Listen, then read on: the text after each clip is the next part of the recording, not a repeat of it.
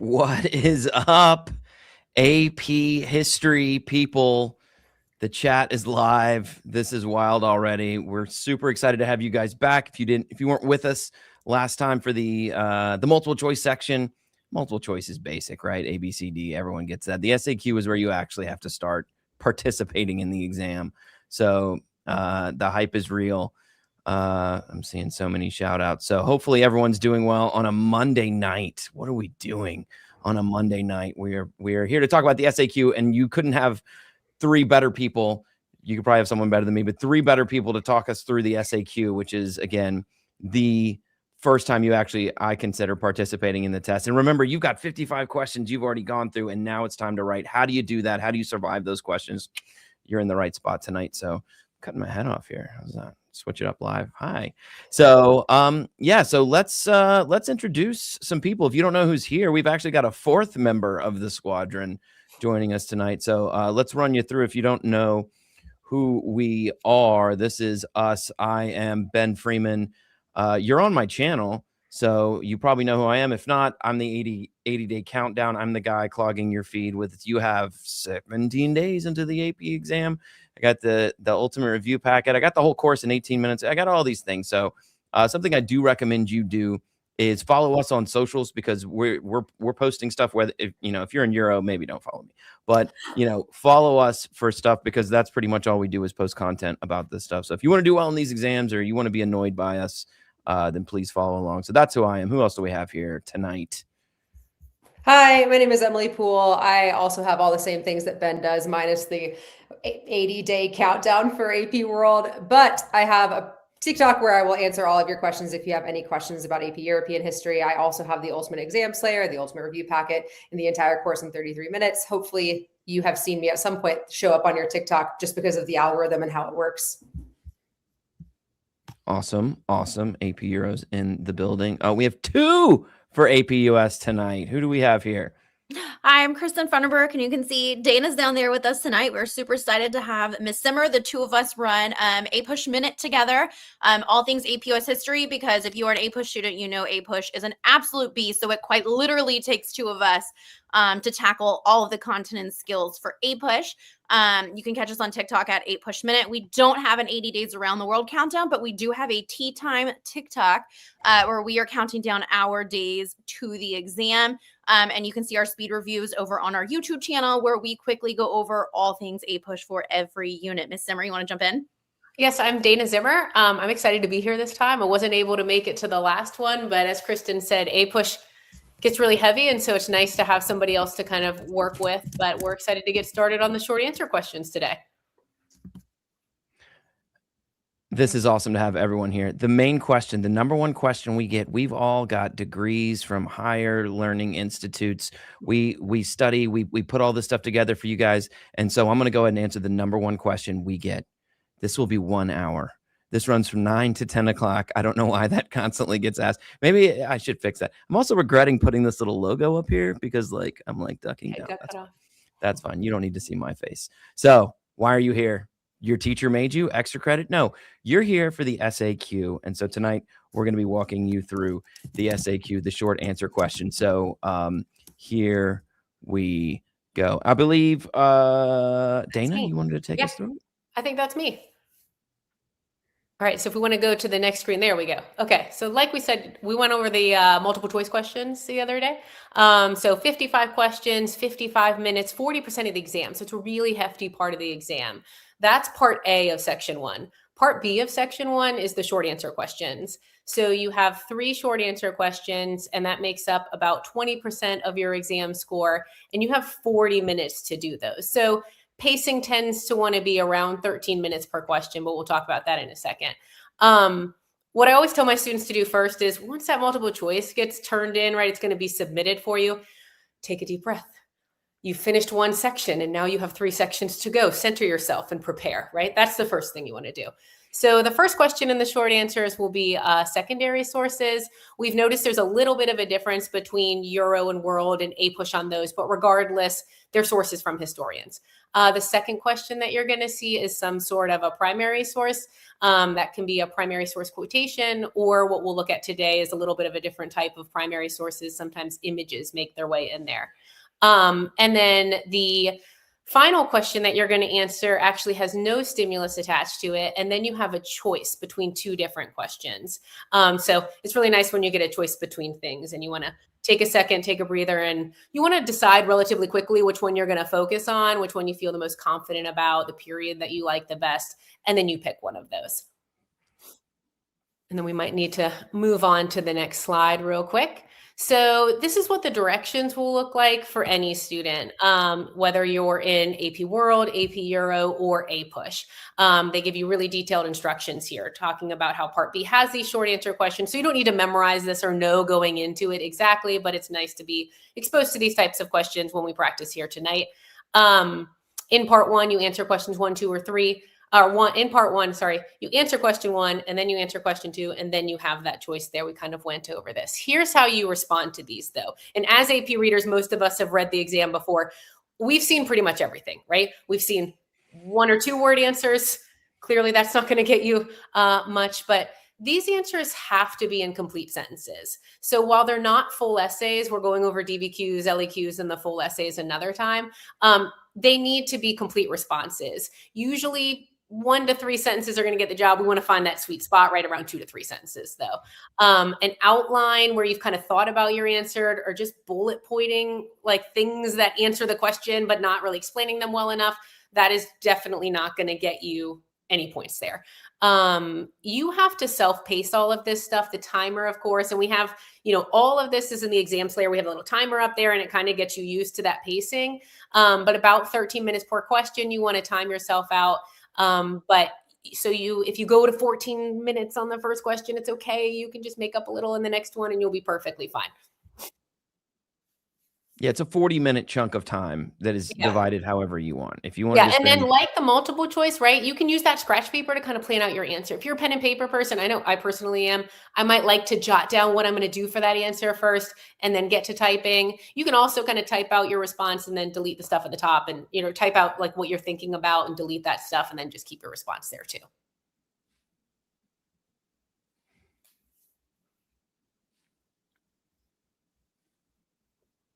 All right. I think you're going. Do you want me to go at it? Right? Yeah. We're so organized, the 4 of us. So this is what it'll look like. So you need to focus in on the top here as to which class you're taking. And if you're taking multiple of these, something's wrong with you. But if you, whichever one you're taking, this is how it's going to divide. So I'll just run you through the world side. So I think you can see my mouse here, this part, the world side. So like Dana said, the questions, it's a secondary first, then it's a primary, no stimulus. And so the third and fourth questions, you get a choice on something that's commonly asked. Wait, there's 4? Well, I thought we only had to do 3. You do only have to do 3. And so we'll talk about the decision a little bit later. So for us in AP World, it's 1200 to 2001. That's the entire course. So like the entire course is fair game for the first one, and 1200 to 2001 for the second one. Also the entire course. It could be on unit 1 to unit 9. Then unit 3, it's going to run from unit 1 to unit 4. So everything, so if you're an AP World person, the intro stuff, the trade routes, the land empires, the maritime empires, that kind of stuff will be a unit 3 one. Or if you hate that and you didn't start paying attention to the second half of the year, 1750 to 2001, that's going to be unit 5 to unit 9. So like all the stuff, Industrial Revolution, American Revolution, on all the way up through unit 9. So Euro, what does this division for you look like? Yeah, it feels like things are much easier for Euro compared to World because we have such a shorter time period. So if I were you, the time period that you need to be studying for European history is 1600 to 2001, because this is also true with our LEQs and DBQs, the time period that those exist in, but we'll get to those when we get to those in the next couple of lives. 1600 to 2001 isn't it kind of spans multiple units and multiple time periods in our course of study. But 1600 is your first marker date. So you're not going to get tested on, for example, the Protestant Reformation, but you will get tested on effects of the Protestant Reformation. So just know that our marker date is 1648. This technically starts before that Peace of Westphalia. So it can include those religious wars, the Council of Trent, but it's not going to include stuff before that. And then with question 3, yeah, that's the start of the course, the Renaissance through the Napoleonic Wars, and then Napoleonic Wars through essentially the creation of the European Union. But if I were to you, like if we're going to think about studying strategically, really just try to aim on that 1600 to 2001, again, because then you could just answer questions 1, 2, and 4, because you have to choose between 3 or 4. Same for us, right? The first question with the secondary sources, it's really only periods 3 through the end of period 8, right? So we've got the French and Indian War through Ronald Reagan. Same with the second question, right? I can see this is quite similar to all the other ones. So for the second question, same time period. And then for those choices, right, you can go back to pre-Columbian societies. I see a lot of questions that are asking comparisons for that stuff, all the way through the end of Reconstruction. And then the other question you'll have a choice for is the Civil War through September 11th. So I know a lot of students are probably getting to this time frame in APUSH where they're getting a little nervous because maybe their teacher didn't go over period 9 really heavily, but their teacher also knows that that's really only like 4 to 6% of the exam. And technically you'll never have to actually write about period 9 if you don't want to, right? Because just don't choose that question, right? And then don't choose the third LEQ, and then you never have to write about period 9. So that's another good reminder if you're feeling a little bit stressed about that. There was a great question in the chat, y'all, about what's a stimulus and what does a no stimulus mean? Yeah, thanks for pulling that up, Ben. I saw that too, yeah. So just like your multiple choice questions that you have just taken before this, a stimulus is like a graph, chart, image, quote, something that will give you context and then you'll answer a question based on that. And we're about to go through some examples of secondary and primary source stimuli. So we'll talk about exactly what those look like. But for 3 and 4, the no stimulus just means it's going to be a straight up question. It's just going to be like, for example, describe an effect of the Columbian Exchange. Put a pin in that one. We're going to come back to it. Awesome. All right. How do I remove a question? Try that. All right. So there you go. Now, what are they actually going to ask you to do? Like, what is the task at hand to steal from this slide? What are the task verbs and how does that look for you? So Emily's going to walk us through what the task verbs are, because the College Board isn't just going to throw some random thing. They literally tell you in the curriculum in our CEDs, this is the words we're going to use. So these are the words you're going to see for me in 17 days for AP World. I think actually one of the APUSH ladies was going to start out with the first ones. Yes. Okay, so I'll just jump in here. With task verbs, the CED is like a magical study guide that College Board gives you. This is literally just available for you to look at if you just Google AP World CED, AP US CED.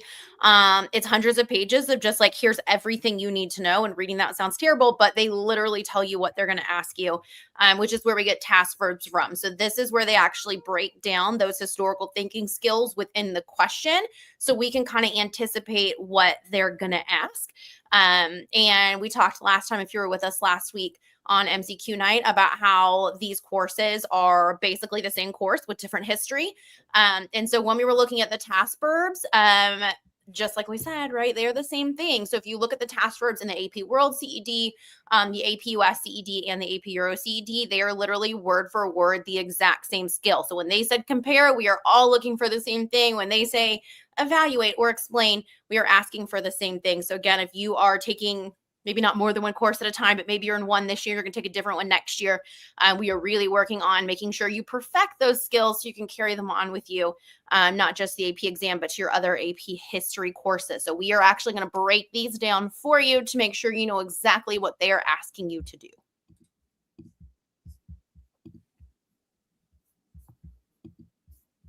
So here they are. Here are the big task verbs. So we got 2 slides here for you. These are the ones. So again, if you zoom into these tiny words and they're all the same, these are them. So what you're going to see, depending on your class, which could be any of these. AP World got a big shock last year. For the first time, we got the word describe, which had not been really used in an AP World SAQ until last year, and it was all over the place. So the previous years, we'd only had the top identify and explain that you'll see on there. But you also could get compare. You could get, you're comparing 2 different things, similarities and differences. You could get evaluate, where you have to judge how much, like it's something they love to do. later on in DBQs and LEQs for us in AP World, support an argument. So you have to support an argument is an A push specialty. You'll see Ooh, it then when we take get to our secondary SAQ. They love nothing more than to ask you to support a historian's argument. So support an argument is one we see a lot in A push SAQs. And the compare, they love to ask you to pick two groups to compare in your SAQ question. And that's US specific. I Mhm. don't believe that's in Euro, but it's not in AP World. So So if you're a A US push is person, like look for that. the leveled up history. Oh, ouch. Because Hey. we have less history, so we have to be extra about everything. That's true. How you do That's the fair. history of one That's fair. country. God, what is that? But it's 6 credit hours. There it is. There it is. And so the other side, this is where this for us for AP World, this is the SAQ side. So again, identify, just name the thing, say what they're, answer the question with being as specific as you can. And we'll actually, I won't even bother you this. We're going to get into the rules of these later on. So what describe means, what explain means. And again, for AP World, this is our bread and butter for SAQs. This is the slide you should focus on. Yeah, it's the same with AP Euro. We actually rarely get identify questions. If you're in a Euro class, it's usually describe or explain. So describe, provide the relevant, like answer the question, then talk about what you just answered. And then explain is like the tell me the how, why, so what. But we're definitely going to get to that when we go through our short answer question examples. Since AP World is so basic, as you guys think, how dare you? Identify It is easy. Everyone should we take get it. a lot. So generally, our SAQs will be divided between about half and half, identifies or now describes and explains. So we get it quite a bit. So, all right, it's formatting time. So who's up? Who's talking to us about SAQ formats? Oh, I am. All right. So you know what's coming. You know the questions. You know the task verbs. You know the timing. You know all of that stuff. But how does that actually look? So we're going to show you a bunch of examples. We're not going to do these right now. We'll do an example at the end. If you're like, will you just shut up and show us how to do it? We'll do one at the end. Don't worry. But we're just going to show you some real, in the past 2 years, SAQs from all of our classes so that you can see specifically what that means. Because people are asking, what is a stimulus? What does the stimuli mean? So we're going to show you exactly the specific kinds as to how that breaks down. So here we go. So for SAQ 1, for all of us, it's the secondary source. So a secondary source, as you'll see in a second, is often, for us, it's often a historian talking from a history textbook, Jack Weatherford talking about the Mongols, or I don't know, insert historian talking about Jared Diamond talking about the Incas or something. So someone who's lived much later writing about the past. So let's see if these kind of fit that mold here. So AP World is first. Surprise, surprise. Here's Jack Weatherford. He's not talking about the Mongols here. He's talking about the effect of here we go again with the Columbian Exchange, the merging of the worlds here. So again, we're not going to make you take this question, just so you can kind of eyeball what it looks like. Notice identify. AP World's friendly with the identifies. Identify one claim. This is brand new. If your teacher hasn't been up to date on changes in the course, and not since the redesign in 2019, like 1,000 years ago, but even in the past couple of years, we've gotten a lot of SAQs. And this is literally, if you have an older brother that took this last year, older sister that took this last year, identify one claim. That's in the past 2 years, and they've done it every year. So you might see something that says, okay, look in the first paragraph, identify a claim that they're saying. So that's a big like STEM you'll get a lot of. And then it's asking you to describe an economic change and then explain a reason why. And we added these highlights and underlines. Sometimes there'll be a capitalization for identify, describe, or explain. But they didn't do that last year, and they've done it in previous years. So it'll kind of look like this, but also something very friendly for you to look at is this is from last year. All 3 of these point you to a specific part of the reading. But again, this isn't Columbus talking about something. This isn't Einstein talking about something. This is a guy in 1988 talking about the slave trade. So that's a secondary source in AP World History. What does it look like in AP Euro? Really similar to AP World, it's usually going to be some kind of historian's recollection or recall back on an event from the past. And what we see a lot of in AP Euro is similar, I guess, to what we just saw in AP World, like describe the argument. It's more about, literacy of reading this document. Can we actually understand what this person is saying? And then once we understand that, can we actually write it out? So describe the main argument this person is making. There are actually a ton of different ways that you could choose to answer that one question, even just based on the text. Describe the relevant historical context is a classic AP European history question when it comes to MCQs and SAQs. So the important thing to note here is that you're not looking at the historical context of when it was written. You're talking about the historical context of what she is writing about in this instance. And then explain one way that the development discussed in the excerpt affected European society. So that's, again, looking at like one of those causation skills. And again, what I really love about short answer questions, about really any free response question on the AP test, is that there's so many correct answers to the question. It just is based on your knowledge of history. But like there's a ton of different ways that I could talk about the question C and how this thing affected European society. So I like it a lot better than multiple choice, because there's not just like one answer that you have to know based on what you've learned in your class and based on what your teacher has taught you. You can feel confident answering this question in a lot of different ways. And maybe we should have brought that up earlier, that this isn't a fill in the blank. If it is a fill in the blank, it's like a reader at the AP Read will have we were just talking about this before, we'll have a list of things. So don't think like, oh, what's the one thing? No, there's not one. There's never one. There's always at least 3 or 4 really good answers you could find. So do take that extra minute and don't be like, what's the mystery here? Like there's generally multiple avenues to take. So, all right, that's a Euro secondary source. Here comes a U.S. secondary source. Okay, so for A-Push, again, we always like to be extra. We don't just have one historian, just like we don't have one A-Push teacher, right? We have 2. This is a solid compare and contrast. This is where I tell my students it is absolutely critical to read the questions before we even bother looking at the passages. Usually what we see, because there are 2 historians, is one of them, students will read it and they'll be like, oh, so easy, I got this main point, no problem. And then they get to the second one and they're like, wait, what is this? So if you look at the questions, this is from last year's AP exam. We call this dueling historians because there's 2 historians and they are always talking about the same topic, but they have different perspectives on it. So question A is always identical every single year since 2017. Briefly describe one major difference between Pollard's and Patterson's historical interpretations of the origins of the Cold War. What's magical about question A is that it literally tells you the topic of the passage. So if you read question A before the passage, then you know you are looking specifically for origins of the Cold War. So what does one historian say? What does the other historian say? And then B and C, same format every time. So it's tricky because they give you 2, but it's also easy because we know exactly what they're going to ask. So part B will ask you to give evidence to support the first historian, and then C will ask you to give evidence to support the second historian. So we call this dueling historian because we know there's always 2. It is always this format. So go check A, look at what is the topic, origins of the Cold War, and now I can come in the 2, compare and contrast their arguments, and then think of outside evidence to support one versus the other. So definitely want to always read those questions before going into the historian. That way you know what it is that you're actually looking for in those passages. So when you guys were talking about this before, because again, AP World, this isn't a thing. Of course, it'll probably be on the test this year, but this isn't a thing for us. Did you come up with the term dueling historian? It's like A-Push lingo. It's just jargon. And what's interesting, because I know we kind of dabbled on this in MCQ night, is that we've noticed that in the MCQ, we've started to see these trickling into multiple choice now, but the passages in multiple choice are like a sentence or 2. So they're itty bitty, but they are 2 perspectives in multiple choice. So I don't know who coined the term. We can't claim that, but it is pretty relevant lingo in the A-Push community. We always call this dueling historians because they're always fighting over whatever their interpretation. The origins of the Cold War. Yeah. They're always. Have they ever had a quote from Hamilton and a quote from Aaron Burr? No.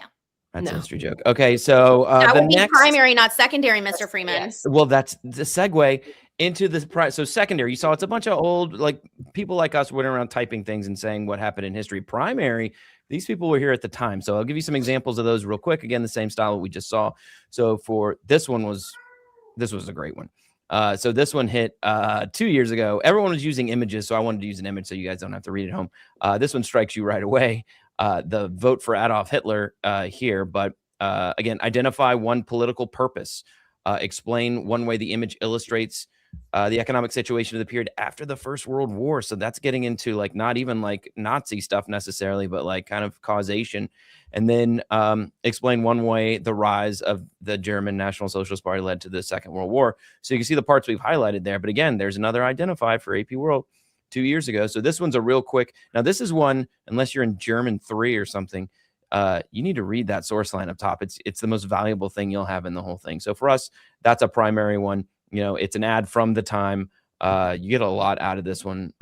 This was the one that generally there's memes that pop up after the test, or the first things kids will want to talk to you about. And this was one that was like, there was like an ad for Hitler on the test. So this is a good one. It kind of evoked a lot of reactions anyway. So that's what a primary looked like for AP World for SAQ2. And that was 2 years ago. But just to tell you, they're not all going to be images. 2025 for us where it was an excerpt and an excerpt. So it was a secondary excerpt and then a primary excerpt. So it's not like guaranteed you're going to get an image here, but there often will be one in the SAQs. Just last year we didn't get one. So that's AP World. What's AP Euro doing? Yeah, jumping right into that. Usually, more often than not, there is going to be a visual for this one, some kind of image from the time period. And just like what Mr. Freeman said, you need to make sure that you're reading all of the little parts around this, unless you can speak French and read that old school handwriting. But it's really similar to what the first question was asking. So describe a purpose. Why was this thing created? Again, this is going back to all of those historical thinking skills that we've been trying to drill into y'all all year long. Describe the religious context. There it is again. We love talking about historical context in AP European history. What thing led to this event happening? And then again, explain one way that the French monarchy led to the type of actions depicted in this cartoon. So pretty straightforward, really similar style of questions to the last one that I showed you. We love talking about a purpose or an argument. We love talking about context. And then we love talking about causation in our AP European history class. And also something, just because I'm always feeling like I'm constantly a student here, but like, this isn't an image a kid would recognize from AP Euro, is it? No, not at all. The first time that I ever saw this image after having taught this class forever was on the AP released exam last year. So this is not something that your teacher would have shown you in class. And oftentimes the images that they choose are not things necessarily that we would have displayed to you. They really comb through the depths of history and try to pull out something to, again, test your historical knowledge, historical understanding of the time period. You already know how the effects of the religious wars in France, but now can you look at this image and then determine here are the effects of the religious wars in France?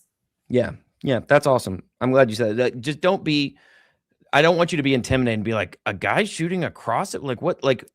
You're not supposed to know it. Same for this. You're not supposed to. Hopefully your teacher's not putting up ads for Hitler all day in this class or something. So don't be afraid. Okay, this is something historical. We've given you information. What can you use in real time to do that? So let's turn to US A push. What's going on? Yes. Real quick before I talk about this one, I just saw a question in the comment. Someone asked if they could talk about stuff that is around the time period that answers the question. So this pops up here so you can kind of see this here a little bit.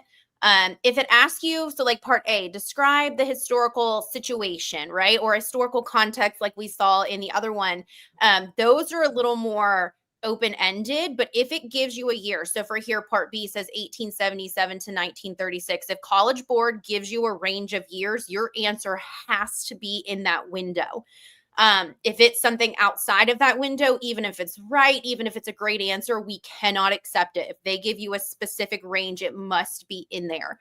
So be very careful with years. If they give you years, your evidence has to fit in there. Now, you don't have to know that it's 1877 or 1892. You don't necessarily have to know the exact year. You just need to know kind of the general range.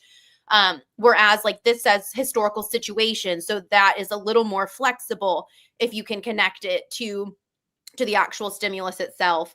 But if they give you years, yes, it does have to be in those years. And I tell you, it's really sad as an AP reader when you get amazing answers and they're out of the time period. It sucks to not give points, but that's how it goes.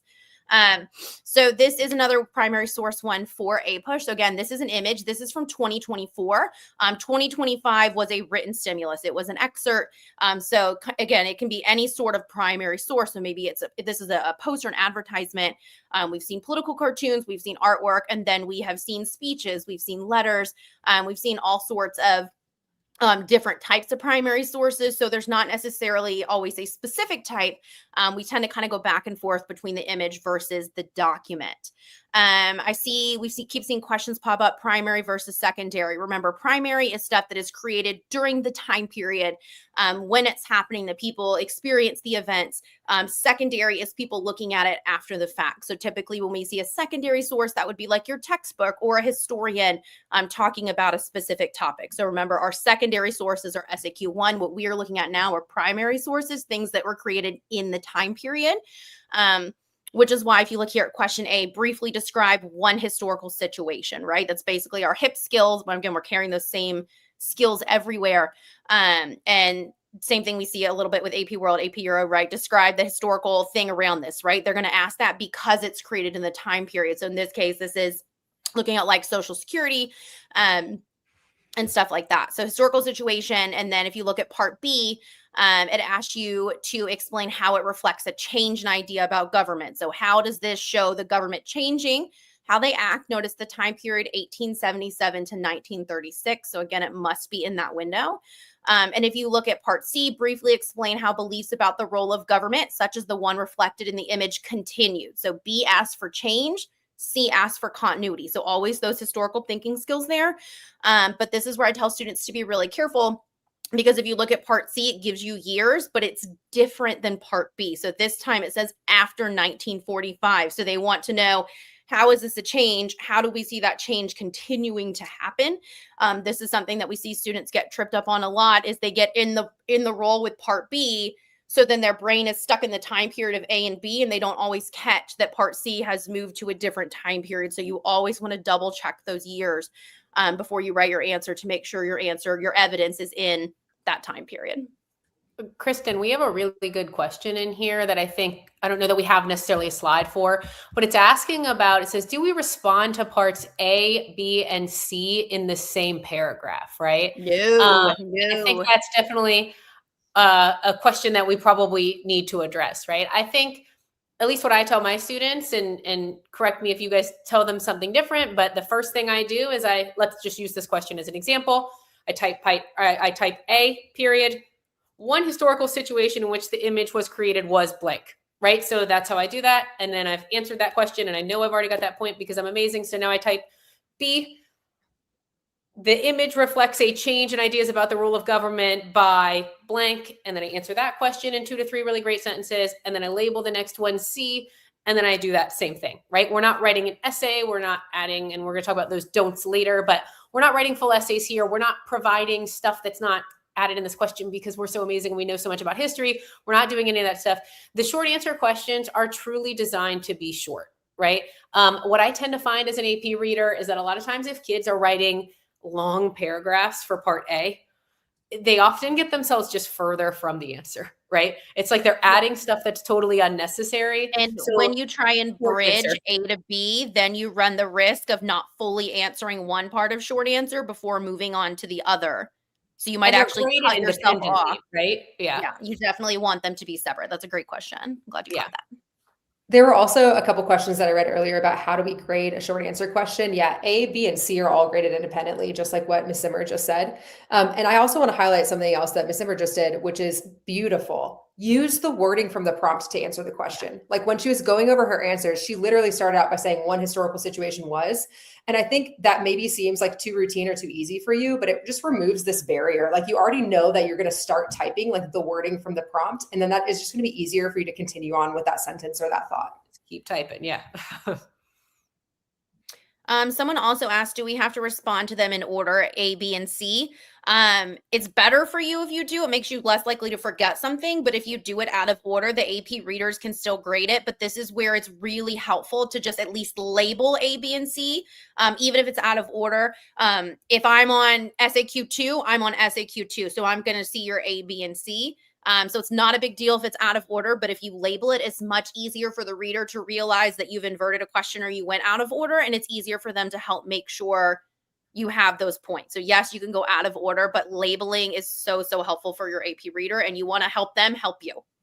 Yeah, and for this one specifically, B and A, you could be walking on a lot of the same ground here. Yeah, so then we got to be careful. We call it double dipping. You can't use the don't wanna same double- evidence into, that's something we talk about all the time in the classroom, right? No double dipping. So if you use something for A, don't write the same thing for B. Awesome. The chat is blowing up. Y'all are I don't know who the Yes, I MCQ called Ace. people were. Whoever that is, whoever said These Ace, are great. yes, extra credit for you. Bucket. These are great. These are all great. Do you know Miss Brady? Is she still here? Was that her name? I blank on it. I remember her name She from was earlier. helpful. All right. She was definitely She's So, here. We love her. Yeah. all right. Yeah. She's a legend. We should send her autograph photos of ourselves. All right, let's keep moving on. So, okay, so you had the secondary, you had the primary. Now you have a choice to make. So this is actually you only get 2 choices on the AP exam while you're taking it. Multiple choice are handed to you. The SAQ1, SAQ2 are, you have to do them. And then you have a choice between SAQ3 and SAQ4. Now, these do not have a stimuli. So if you're wondering, what does it look like without a stimuli? Good stimulus, whatever. Good call. This is what it's going to look like. So we'll just flash you through. For AP World, this was last year. So you have an option. What do you want to do?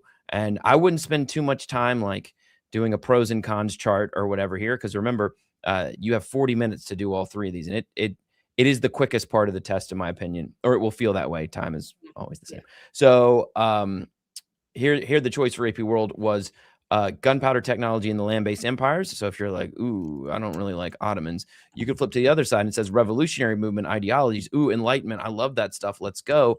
Then you just write or you just choose, because you'll be typing on a computer, number 4, and you go with that. But if you're undecided, like think really quickly, like maybe, okay, which of these do I want to do?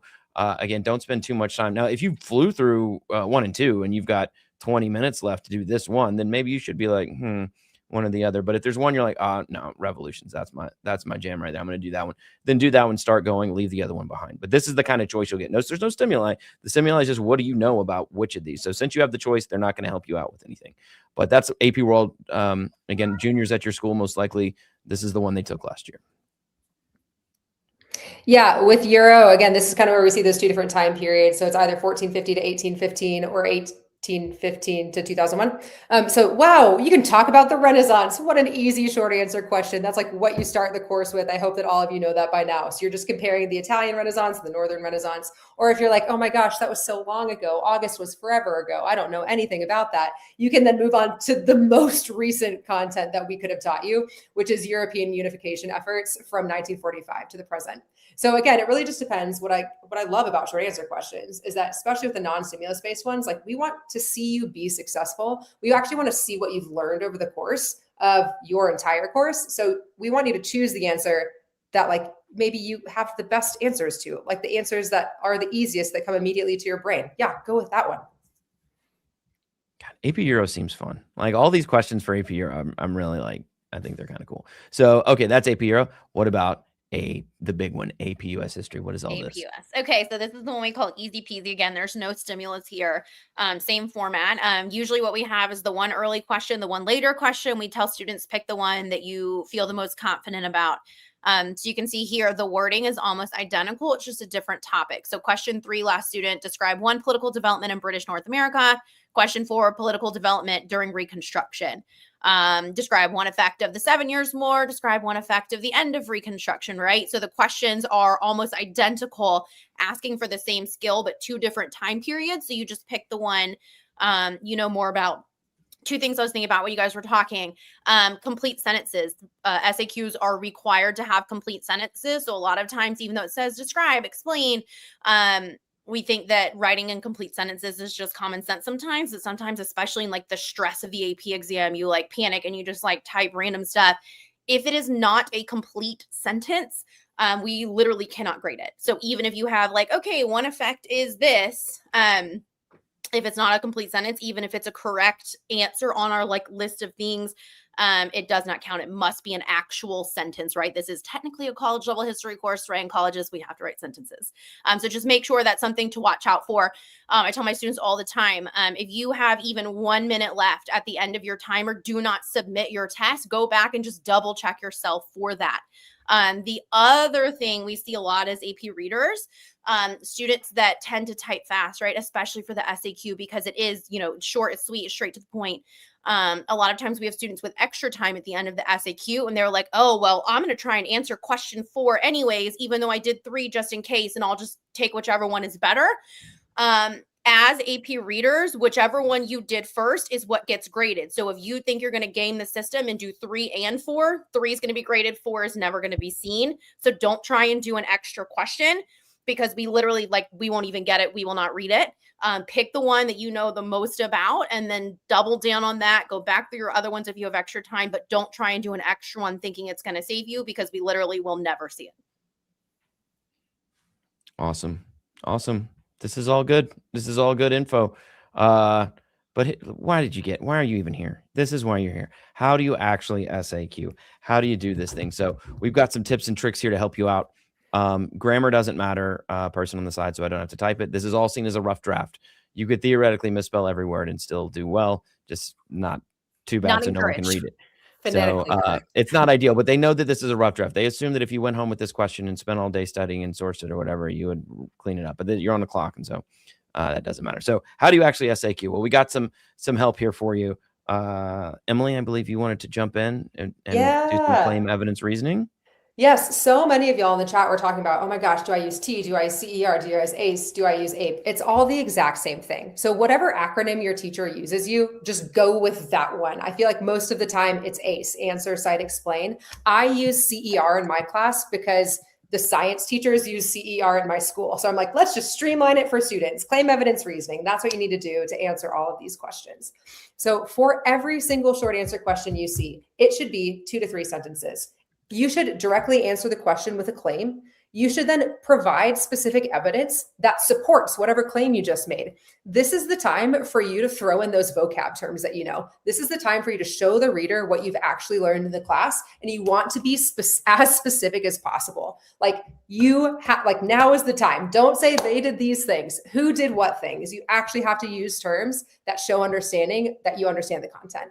And then after that, you're going to get into that reasoning piece. So this is the explanation piece. The how, the why, the so what. Y'all are not above sentence stems. I love a little sentence stem for this like last reasoning part. If it's asking about explain an effect, the end one can be this was an effect because, or because of this, or due to, or as a result of. All of those are totally appropriate for you to use when you're getting to that reasoning piece on your short answer questions. Kristen, do you want to talk about how to use evidence versus how to explain evidence? Yes. So something we see a lot at the AP reading is what we call name dropping or mic dropping, where students will be like, the example is, or an evidence is, we get lots of the vocab. Students are really good at name dropping the vocab, but then they tend to stop there. So if you just say one political effect is voting laws, right? That's not enough, right? That's not specific enough. So like you provide a specific piece of evidence, right? The vocab terms, whatever definitions, flashcards your teachers have been torturing you with all year long. I tell my students there has to be a because statement, right? Why do we care about that vocab term? So even it's different with the identify questions. I'll let Mr. Freeman talk on that one. But for anything that says describe or explain, after you hit that vocab term, there needs to be some kind of because, right? Why does that create a political effect? Why does it matter, right? Why are we talking about these things 3, 4, 500, 5,000 years later, right? There has to be that because. So don't just stop at like giving your vocab, right? Tell the reader why it matters. And I know Emily already said this too. It keeps coming up in the questions. How much do you actually need to write? For part A should be 2 to 3 sentences. Part B, 2 to 3 sentences. One sentence can work if you are the best writer in the absolute world, and it's a really, really, really, really good sentence. But I will tell you, we don't tend to see that a lot, right? Typically, if students stop at one sentence, you quite just haven't written enough to hit that threshold for that explain or that reasoning, depending on which acronym your teacher teaches you, right? But tell us why it matters. If you don't have the word because in your sentence somewhere, then you probably haven't hit the threshold yet, right? So make sure you have a because. I think that's I a will good say point.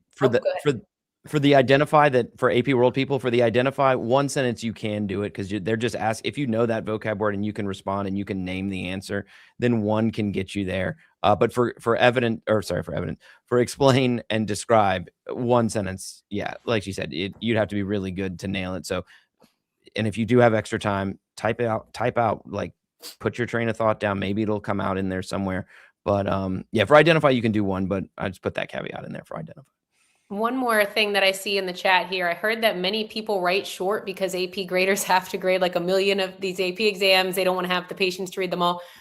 Yes, be brief. The short answers are supposed to be brief, but at the same time, your AP reader has to read your entire response, right? Like we're not paid by the number of responses that we read. Like we don't get anything to say we read 1,000 of these, right? So we will read your entire answer. So don't think, oh, I'm going to write one sentence because it's going to be really good and it's going to answer the entire question. And I'm going to be super fancy with my sentence. But yeah, I would advise you not to be too short. All right. Well, that's pretty good. So that's a skill. Take the CER that the science teachers in Emily's building love and use it. It's a good way, because in my class, I don't use the acronyms and stuff, but I know there's a lot of people that want the handrails, that want the like, well, what do I do? Okay, I need to do this, this, and this, and then move on, right? So this is a good way to do it. Your teacher may spill the tea. Your teacher may, I used to use ACE a long time ago. So there's a bunch of different ones. So find one that works for you and run with it. But all of them are getting you to kind of do the same thing. They're all trying to get you to respond to the question and explain using as much evidence as you can. So any of those things is a good way to go. Ooh, let's practice. Oh, Mr. Freeman, can we shout out? Absolute recap. AP Bio is here tonight. Oh, no way. Are you our AP friend? Yes, ma'am. Yes, sir. Wow. Yes. Wow. Love to see it. If you need AP Bio help, she is your girl. Family reunion. Could we do a crossover? I would love to do a crossover with some of the science teachers. I think that's so fun. They can talk about CER in their classes too. They would. Do you Yes, think you said it and they CER appeared? Oh. Is that how it happened? Wow. Okay. Yes, you summoned her. Yeah. Sorry, I All just right. SAQ practice. Who is up here? Okay. So we're gonna break this apart in different ways. So this is the one, this is the practice. This is what we're gonna do. Yep. We're actually gonna do one. You're gonna help us out, hopefully, and see how that works out. So did someone want to cover this, or should I? Dana? I think that's Emily? me. Okay. So we decided, kind of like we did with the multiple choice questions, you try to pick topics that would go across all three curriculums, right? And it looks like that when this is a no stimulus question, right? So we don't have any stimulus in front of us. We just are being asked to briefly describe or briefly explain different things about the Columbian Exchange. This would be a choice that we made. Maybe we liked the Columbian Exchange question. The other question was from a later period that we didn't feel as confident about. So we've arrived at this question, right? Part A is asking us to briefly describe one major impact of the Columbian Exchange on Native American populations in the Americas.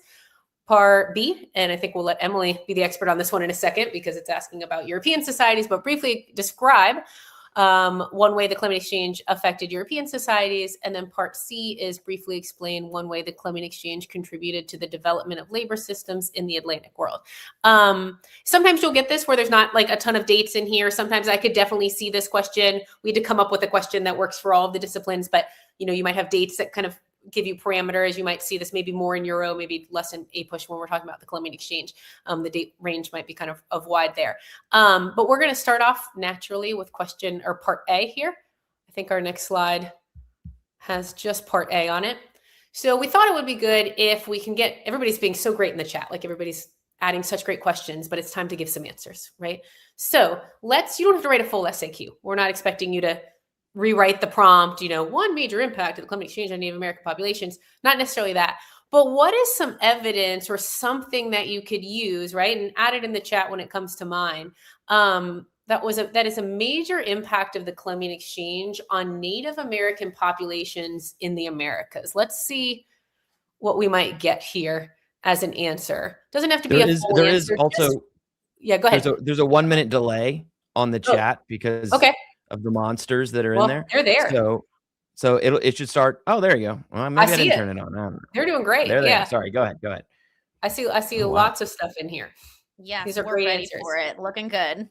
Everybody's looking great. I think we all arrived relatively at the same answer, right? Which is the one that I think probably if we looked at this question would be the most likely answer to get. Lots of diseases, change of demographics, disease, right? Oh, can I point one out? We had someone talk about change of demographics in African societies. While I love this answer, if we look at the question, and this is where we have the right answer versus the best answer, that is historically correct, but the question asked specifically about Native American populations here. So maybe this is evidence that would work somewhere else, but because this part specifically asks about Native Americans, those are one of those things that history teachers get, yes, that's a great answer, but we can't take it here, right? So make sure you read all those little pieces of the question. And that's a specific thing. I don't know. That's an AP World person because that's like in the curriculum is changes of demographic. That's a whole section that's in there. So yes, you're right, but not here. So I see lots of students even adding full answers. So that's amazing too. You're retyping one major impact of the Columbian Exchange, one major impact of the Columbian Exchange. You're retyping the question. That's awesome. You're going to label it A on test day, right at the very beginning, so that the reader knows that you're answering part A. Do we want to go ahead and pull up kind of our answer and go through it? Yeah, they're looking good. Hey, guess they aced this question. They nice. using the lingo too. Had to, sorry. Okay, so we thought what would be good too is to maybe kind of highlight, at least for this first answer that we're going to go over, using this an acronym that, you know, Emily and the science teachers use all the time, claim, evidence, and reasoning. So our answer here says one major impact of the Columbian Exchange on Native American populations was the spread of diseases such as smallpox. Kristen, you mentioned the concept or telling students to use the word because. I tell them such as. Like I tell them I love that phrase, because if we just stopped at diseases, we haven't given them like a specific piece of evidence. Like there's lots of diseases, right? But we know that smallpox was, you know, had a significant impact on demographics of Native populations. So seeing smallpox, I think I saw someone in the chat put measles as well as another one, which is a significant one that we tend to talk about. So the claim was the spread of diseases, right, is an impact. And then the evidence is smallpox. They used a specific disease that impacted these Native American societies. And then our reasoning comes in, right? And then there's that word because that you said you like, that kind of sets you up to reason. So just like such as sets you up to be more specific, because is setting you up to give a reason or describe or add on something helpful. Because Native Americans had no immunity to these diseases, millions died, leading to a dramatic population decline and the collapse of many societies. That's a great 2-sentence answer that gives a claim, provides a specific piece of evidence, and then provides some reasoning for your reader as well. We went ahead underneath this answer too and just added some others. It looked like most students in the chat added, I even saw the term great dying, which is a term historians tend to use when describing, you know, this impact. So I saw that one, population decline. The introduction of horses would be another one that students might add to this, right? Because when we think Columbian Exchange, we think the exchange of like plants, animals, and all of those types of things as well. So I thought that was an interesting one. And then I think another one, we tend to see the word ideas put in the Columbian Exchange definition, right? So I think conversion to Catholicism or the introduction to Christianity might be something that's interesting to add to that answer as well. Not this answer, but to add as an answer for part A. Another magic word that I like to use, and I bring this up a lot in AP World, and I've heard other teachers use this online too, is like where you have because here, you could also drop the word therefore, which is like I've said something, and since I've said that thing, that shows that this. And so it's kind of forcing you into showing reasoning into like that next step of, well, why did you say smallpox or spread of diseases? So what? It answers the so what. So I like therefore in there too. So I have a quick question for y'all because I saw this pop up in the comments earlier. How do you feel about quantity versus evidence versus quality of evidence? One person was like, can I just like list a bunch of things that happened? Well, you see the No, word because one there. as an AP reader, when I see a list, that tells me a kid is stabbing in the dark versus actually knowing something, right? So like you can list 5 things, but if you don't pick one that's correct and explain it, the list isn't going to get any points. So all 5 could be correct, right? You could have listed this whole bullet point list, but if you didn't actually go on to give a because statement for at least one of them, it doesn't matter, right? So that almost comes across as like, I'm just guessing a bunch of things I know are associated versus pick one and explain. perfect. All right. We have 7 minutes left. Yeah, I'm going to fly through this next one, y'all. All right. You're on the clock. No pressure. Part B. So part B, and again, I'm just going to read through this. Please type an answer into the chat as soon as you see this question. It is briefly describe one way the Columbian Exchange affected European societies. Now, again, you want to choose an answer that answers the question. So unlike last time, or just like last time, you want to make sure that you are not talking about Africa in this instance, but you're actually looking about how the Columbian Exchange affected what was going on in Europe. And what I like to tell my students is like, it's okay to choose the easiest answer. It's okay to choose the most obvious answer. It's okay to talk about smallpox and the great dying. It's okay to talk about, go to the next slide, please, Mr. Freeman. the introduction of new crops such as potatoes leading to population growth in Europe. That is a totally appropriate answer. And it might seem really basic, but that's okay. It's still an answer to the question. So again, if we're looking at claim evidence reasoning here, we got introduction of new crops. We're talking about potatoes. That's our evidence. We love a potato. We love a nutrient dense potato leading to population growth in Europe. So easy, so straightforward. Again, it's only 2 sentences and it is a perfect response to this question. Awesome. Part C is on me. I'll go quick here. So briefly explain. So again, the chat is blowing up with great answers. Briefly explain one way the climate exchange contributed to the development of labor systems in the Atlantic world. This one is like a right down the middle AP world history question. And like everyone's been saying, you know, take the low hanging fruit. When don't think like, what I want to sound smart to some random person in Kansas City reading an essay. No, you don't. You just want to answer it correctly. So jump right in. And if you brought up, so again, here's another great response. But you could talk about the Great Dying or the Native Americans dying of disease, and that leading to a need for labor, which then led to the importation of the transatlantic slave trade and chattel slavery. Boom. You could talk for days about that. Like, don't get like too specific into things that you don't know. If you're like, oh, I remember encomienda is a word that use something if you're in the United States, you've probably heard of the slave trade before, even if you don't know anything about AP World or AP Euro. So go with the ones you know, and that's the one I would do here. All the other ones work. I mean, these are all words you could throw in to help yourself out. But for me, Native Americans are dying. Spain needs labor.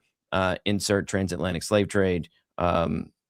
You know, if you could throw in words like sugar and stuff like that, that helps too. So, yeah, this one I think is a good one. This question covers all 3 of our classes. So, yeah, that's how you do it. That's how we would do it, right? So, and again, somebody asked earlier the evidence examples. There could be 30 things that'll work here. You know, I think somebody responded earlier. They got horses.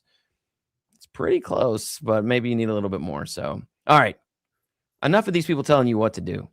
They're smart. They know what to do. I know what not to do. So here's a quick run through. Where's my timer? We are at 3 minutes. So number 1, don't underwrite. Don't just say, oh, perfect. Hey, they got horses, person. Don't just say they got horses. Don't underwrite. Say something. Don't imply. I know you're the smartest kid in your class, but the reader doesn't know you and can't just be like, she knows what she's talking about. No one knows. No one cares. You need to actually write something out. And I've heard other teachers talk about this online too. Type for me, and this is something I literally do. If I'm looking up something, I'm like, who was the guy in that movie? When I start looking it up, just the typing process of doing that will spring something in my brain. So don't just sit there and be like, I don't know what labor is. Like, start typing something out and something may come to you. So don't underwrite. Don't just assume I'll just drop one word here. I'm a genius. No, you're not. No one knows from one word. Type things out, write full sentences. 2, don't be vague. Specificity on everything. Zoom in as much as you possibly can on any topic. So don't be vague and be like, oh, well, labor systems, you know, they needed that labor to get the extra work. No. What do you know specifically about this stuff? And if you don't know, you don't know. But if you can be as specific, I love, I forget, one of you guys added this. They did these things. Who did what? Where? What are you talking about? Like, try to be specific. Don't waste time. 40 minutes can go quick, especially if you get stuck on the first SAQ and it's dueling historians, or if it's, you know, if it's a secondary source and there's this guy trying to get his point across to you about something about history. That timing can get you caught up, and then you run into an image you don't know, and now you got to choose, and time can catch up to you to where one of these you're gonna have to do under 10 minutes. So do not get stuck in the mud here. Keep moving. And then finally, this is not an essay. This is an SAQ response. So you don't need a thesis. You don't need a context. You don't need to source the Hitler ad. You just need to do what the prompt is saying. ABC, ABC, ABC. Take your 10-minute break, and then you're running into the DBQ and the LEQ. So I think that's half the battle. I think we're halfway there, right? So spoiler. Real quick, Oh, Mr. Freeman, we go back to the don'ts real quick. Don't waste time. Fastest 40 minutes. I'm seeing lots of questions of what do I get stuck? What if I don't know? When you're online testing, if you've not seen the online test, when you have the SAQs, there will be a thing across the top and across the bottom. You can go between the 4 questions on your screen. So if you see a question and your mind is like, oh my God, I don't know anything right now, right? Especially when you are in the in the stress of the exam, right? If you don't know something, jump to another SAQ question, right? Like it tracks your answer with that question when you're moving around in the online platform in Blue Book. So if you see something and have that moment of panic, go skip to another question and go answer the ones that are like, oh yes, I got this one, right? I got this in the bag. Go do the ones that you feel good about and then circle back to that one that kind of stopped you in your tracks, right? Don't sit there and panic, move on, build your confidence, knock some stuff out, and then use your remaining time to be like, okay, what can I say about this, right? You can go back and forth between the 4 questions. That's a great tip. That's a great tip. Yeah. If something hits you in the face, move to the next one. Get back to that one. Don't waste your time on something you don't know when you could go to something you do know. So, okay. Okay. What are you doing on Thursday? Thursday is very exciting. Number 1 is draft night. Who are the Commanders going to take at 7? Like, that's what we're thinking. That's what are we going to do? Are we going to get Jaden Daniels some weapons? But you can have that on the background. We are going to be going over the DBQ. The SAQ, you could hand to a person in the hall of your school and they could probably do. The DBQ takes some training. If you don't know what a DBQ is, then Thursday night is for you. We are going to walk you through how to do it, how to get all 7 points. And it's very doable. I was saying before we started recording or whatever, the DBQ is my favorite. I think it's the best one. I think it's the coolest. It's a 3.5 hour, 3 hour, 15-minute exam. I know it's tough, but I think the DBQ is the fun one. If there is a fun part of the test, it's this one. You can really flex your muscles here and kind of show off a little bit. Miss Brady likes the Commanders. Here we go. So we will be back on Thursday, but so we went over by 1 minute and we'll go over a couple minutes more. If you guys have any questions, start filling them in the chat. Is Terry McLaurin enough? Try to keep it SAQ related. We'll save the draft talk for Thursday night. So while we wait for those questions to come in, I just want to reiterate what Mr. Freeman said. Like the DBQ is all of our favorite written responses because you don't have to know anything, which is incredible about it. It's just testing your historical thinking skills and your ability to like read, comprehend, and write, which we love. We love a DBQ. So we're really excited for that one on Thursday. Look, we're getting thanks. I'm seeing lots of like, what do I do if I blank? What if I do if I blank? You are not going to blank on all 4 questions. Like, even if you're like, this is not my jam, this is not my class, I'm a math kid, you know something about something, right? You're not going to blank on all 4 questions. Just try to answer every question, right? If it's wrong, but it's better to try and maybe get a point than not even try at all. But you're not going to blank on all 4 questions, right? It is the second lowest part of the exam. Really, what we say is you want to build up the points here as much as you can because this becomes your buffer for the more difficult parts of the test. I also really love that you have just taken your 55 question multiple choice section of the test. So this information has already been like processing through your brain for the last 55 minutes. So when you get to this, hopefully you won't blank because you've just reviewed essentially the content in multiple choice form. And now it's just asking you to actually figure out how to answer questions in written form. Someone says, I struggle with vocab that I know stuff, but I get stuff mixed up.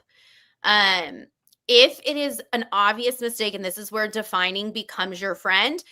So let's say we confuse the compromise of 1820 and the compromise of 1850. Maybe you write the wrong vocab term, but if you accurately describe the right one, a reader will realize, oh, you made an in the moment, right? We consider it your rough draft, right? So if you make a basic mistake, but I clearly know what you're talking about, you can still get the credit. So if you get confused on those vocab terms, describe the one that you're meaning to talk about. And if you accidentally write the wrong one, a lot of times the reader's still going to give you credit if it's clear that you know what you're talking about and you just had a vocab slip. We had one year where I want to say it was the progressive era DBQ and the document was Teddy Roosevelt and people kept talking about Franklin Roosevelt or Freddie. We got a lot of Freddie Roosevelt. That was fun. But they were clearly talking about Teddy Roosevelt, even though they kept saying Franklin or Freddie. So like we clearly knew what they meant, right? So we still gave them credit, even though we had to laugh at Freddie Roosevelt.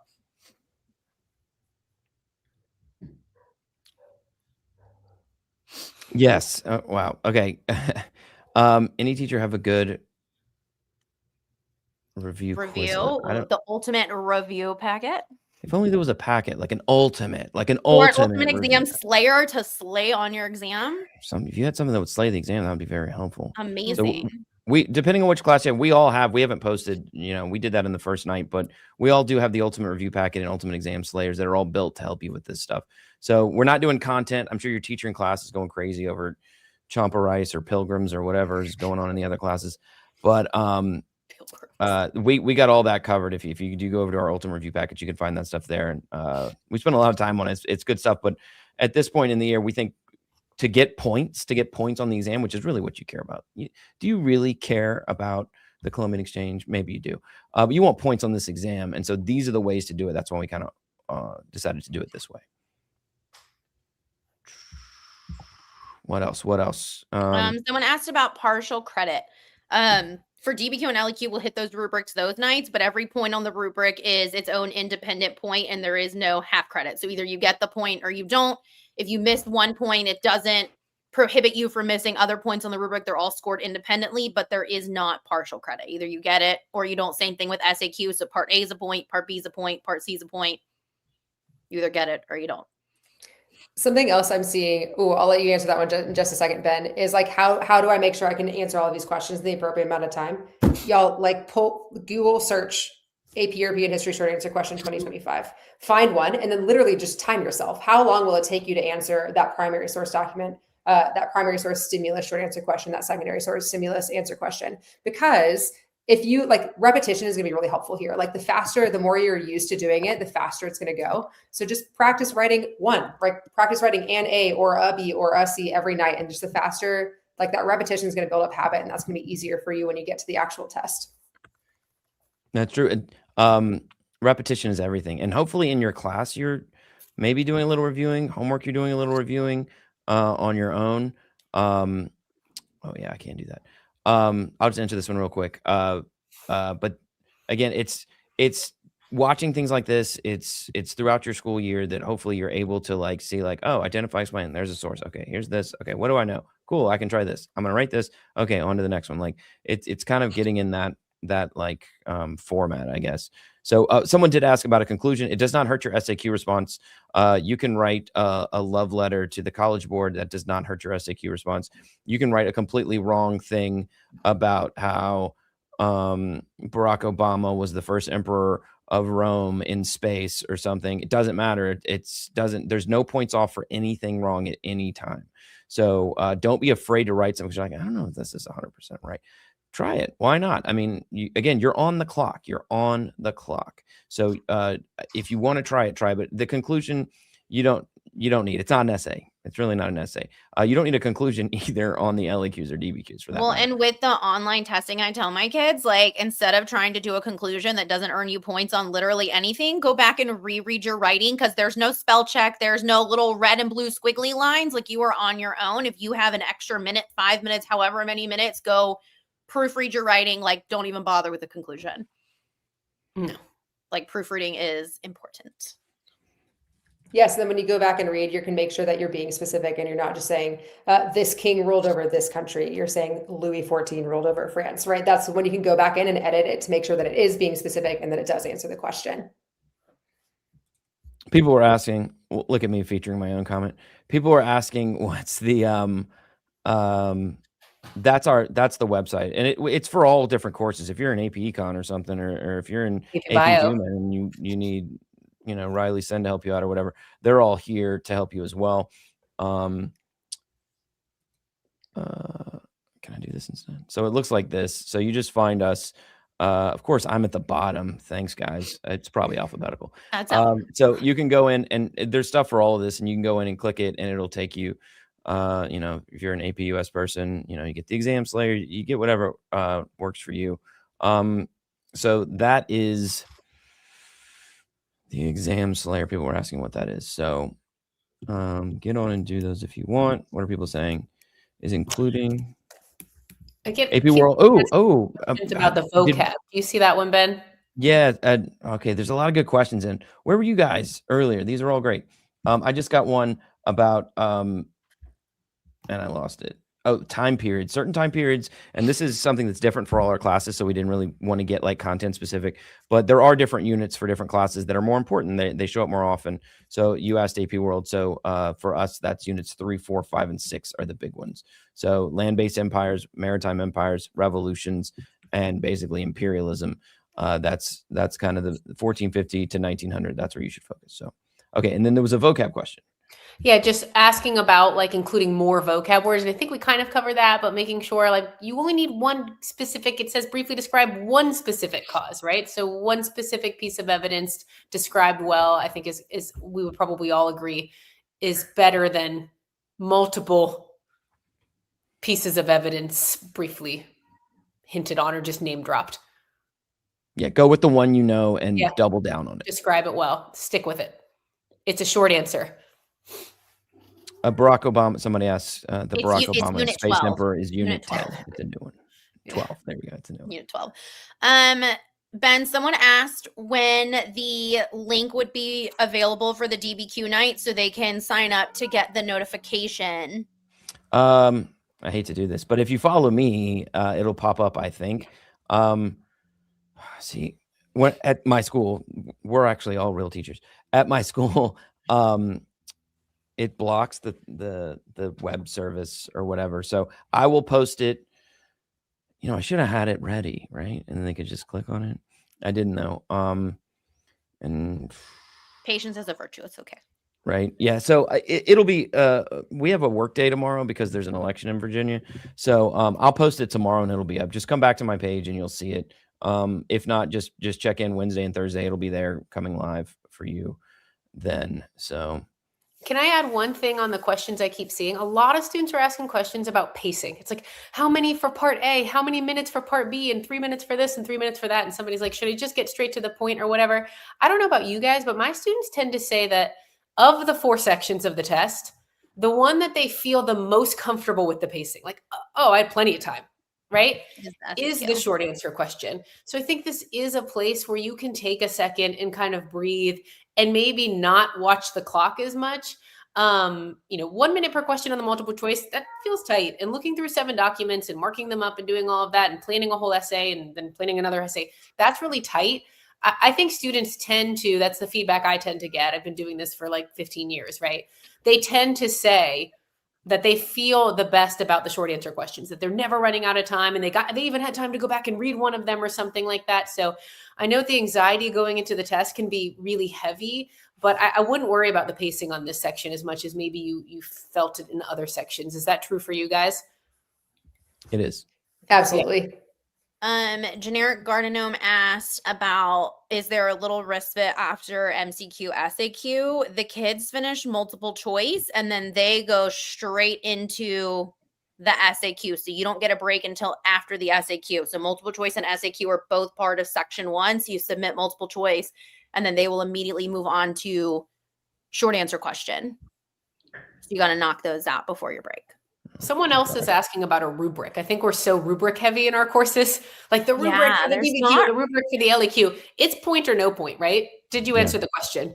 There isn't really a rubric where, you have to do this 3 times and this 4 times and this many times and contextual. There's no rubric because if you answered the question, if you briefly explain one specific cause of something, 1.